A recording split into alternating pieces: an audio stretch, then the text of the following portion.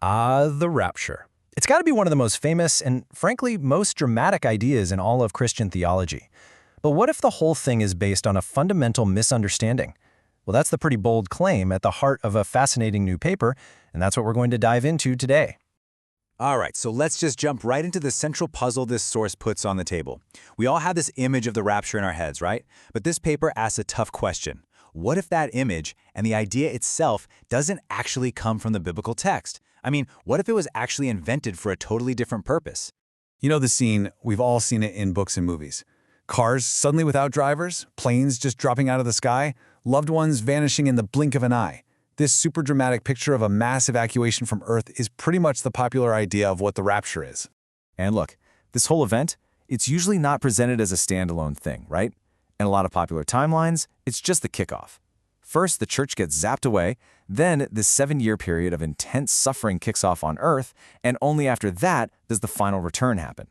But this whole multi-stage model is exactly what our source material is about to challenge.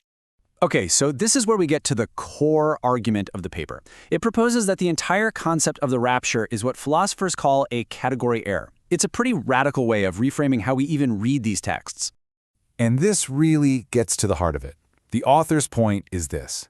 The rapture isn't so popular because the Bible is, super clear about it. No.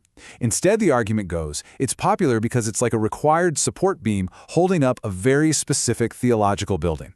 You pull that beam out, and the whole structure comes crashing down. So what is a category error? This is a great concept, actually. Think about it like this. You've got a recipe for lasagna, right? The ingredients are real, you've got your tomatoes, your pasta, your cheese.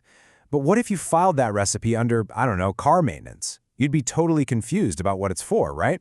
The parts are real, but they're in the completely wrong category. And that, right there, is the paper's main point. The argument is that all these biblical passages that talk about hope and resurrection and the renewal of all things, the ingredients, they've been pulled out of their original context and misfiled under this new category, evacuation. A story about escaping Earth instead of seeing it restored. Okay, so if evacuation is the wrong category, what's the right one? Well, the source argues that the original biblical hope was all about resurrection, not a cosmic getaway. You see, the paper really emphasizes that you have to understand the world the New Testament was written in. And back then, the big hope wasn't about escaping a dying planet. Not at all. The hope was for God to finally show up and fix the world, to restore creation and prove his people right, here on Earth. So this really boils down to a huge contrast in what hope looks like. Is it an escape pod? Something to get believers out of a world that's basically cosmic trash? Or is it a moment of vindication where believers are raised to new life as part of a world that's being completely renewed and restored? The source argues pretty strongly for that second. And what's more, the paper makes a really powerful point about resurrection itself. In the biblical view, it's not just another event on a timeline. It's the final, ultimate defeat of death. I mean, the idea that you could have this massive resurrection event, but then death just keeps on going for hundreds of years, to the biblical writers, that would have been completely contradictory. For them, resurrection was the final knockout punch to death. It wasn't some kind of intermission. All right, so if the paper's right and the idea isn't spelled out in the text, then where in the world did it come from? And that brings us to the next big piece of the argument, the theological reason for it. Yeah, this is the big question, isn't it? Why would anyone invent such a complicated, dramatic event? Well, the source claims the rapture was basically created to solve a very particular theological problem. And here's the puzzle it was meant to solve. A system of theology called dispensationalism came along, and it basically taught that God has two totally separate groups of people, national Israel and the church, with two completely different plans for the future. And well, that created a bit of a logistical nightmare. Yeah, you can really picture it like two parallel train tracks. On track 1, you've got God's plan for national Israel. On track 2, you have the church. And according to this system, for God to finish his business on track 1, he first has to get the train on track 2 completely off the board. So the rapture becomes the special switch that moves the church out of the way. It's a logistical move, really. But the paper argues there's a huge counter-argument right in the New Testament, coming from the Apostle Paul. See, Paul didn't talk about two separate train tracks. He used this metaphor of one single olive tree. He said that non-Jewish believers were being grafted into Israel's story. So it's not a separate plan, it's an expansion of the one original plan. And if that's true, the implication is massive. Think about it.